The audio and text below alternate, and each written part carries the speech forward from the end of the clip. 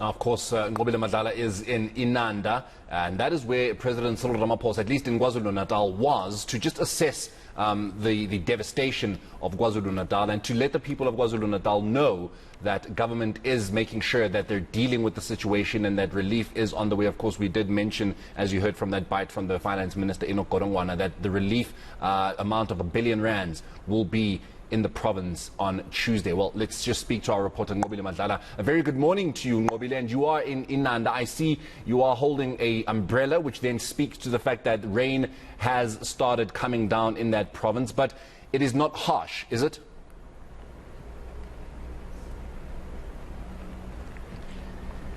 Well, Marina, I'm struggling to hear you clearly, but I just want to show you what's happening here. So where we are in Innanda. Umzinyati is where the place that we're in. But this used to be somebody's home, and you can just clearly see what the floods have done here.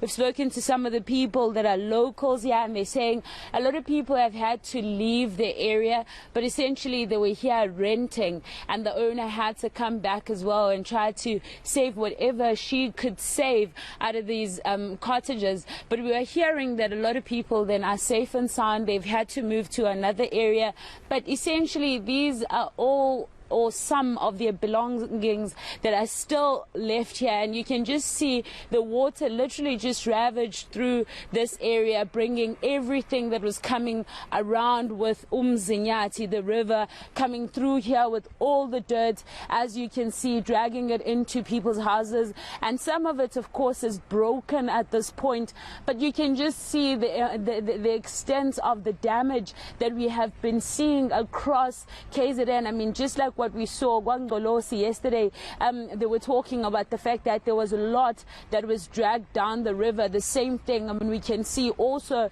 some of people's vehicles here. You can still see it's still stuck here.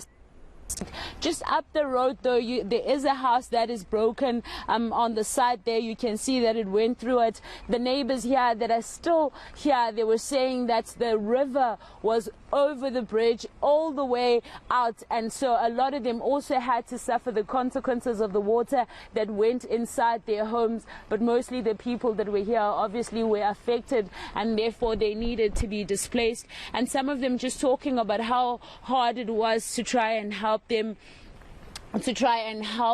to get.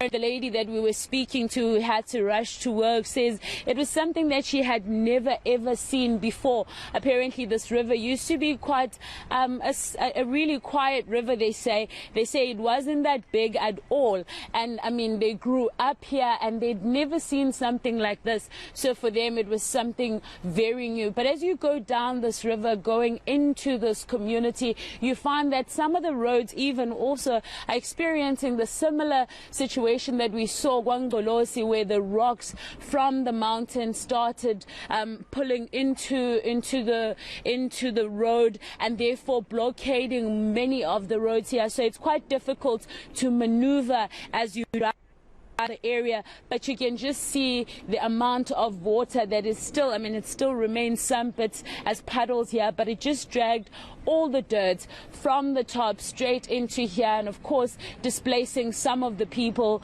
that lived in this area. Nqobile, I'm hoping you can hear me now. Do we know where the people, particularly of that house that you're at right now, and some of those that are affected around, have been placed? Do we know where they went?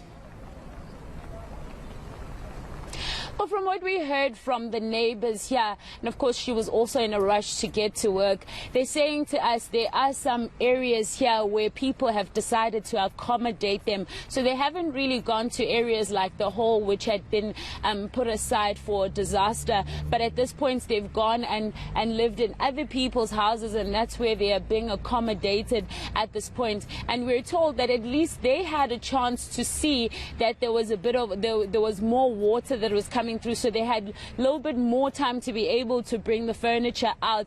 And so a lot of people in the area, really that story of Ubuntu coming out of there, saying that a lot of people here in the area started helping them out. And so if you drive further down the side, and of course you can also see the damage as you go further down the side, because there are bridges that are broken, so they're telling us just beyond those bridges, that's exactly where they've been accommodated by quite a lot of elderly people that side who have taken them in.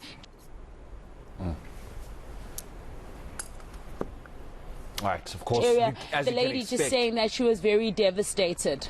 All right, fantastic. As you guys could have noticed there, that Nqobile's connection to us did cut, but we did get the gist of everything she was saying. That essentially, it's been a mess. It's been a mess not only in Inanda but everywhere in the province of KwaZulu-Natal, and of course, relief has now begun. We know Gift of the Givers is also doing its part, as it always does, where such disasters take place, and we are not sure if there are that there's any assistance out in Innanda at the moment where Nqobile Madlala is, but we do know that she'll potentially be looking at other parts of that area to see what kind of damage has been caused. Hopefully she'll be able to speak to some people. But she did mention a very important point there, that some people had enough time, at least in that particular establishment that she's at right now. They had a bit of time to ensure that they get some of their things out of that house before the wreckage happened, as you saw in that picture. But that is our reporter Nqobile Madlala out in Inanda for us. The South African morning does continue. This is the second hour of it, and we'll be bringing you more news in just a short while.